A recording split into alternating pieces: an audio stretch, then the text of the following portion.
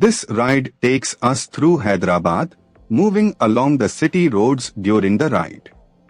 The mood here is calm and focused, with the sound of the engine carrying us through the changing rhythm of the streets. Let the road unfold naturally as we settle into this stretch.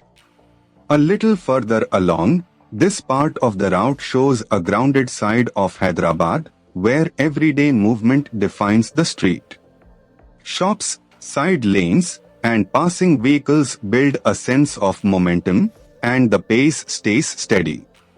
It is the kind of stretch where the ride feels less like a destination and more like a continuous observation. As the ride continues, here is something worth knowing about this part of Hyderabad. The old city has many small mosques, temples, and shrines that reflect its multicultural fabric. That local detail adds depth to what might otherwise seem like a simple road, and it reminds you that every ride here passes through layers of history and routine. Coming into the next stretch, from the rider's perspective, this section is defined by spacing, timing, and attention. Traffic flows in its usual unpredictable pattern, so every opening on the road matters.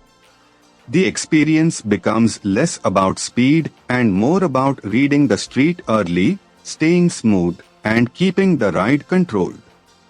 Further down the route, as the route continues, the presence of modern financial district gives this stretch a stronger sense of place. Landmarks like this help anchor the ride because they turn a moving sequence of roads into something memorable. With the road opening ahead, the atmosphere here changes with the hour, and the weather adds its own character to the ride. The road noise, light, and movement around the bike all combine into a very specific riding mood. That is what makes city POV footage work best when the narration supports the scene.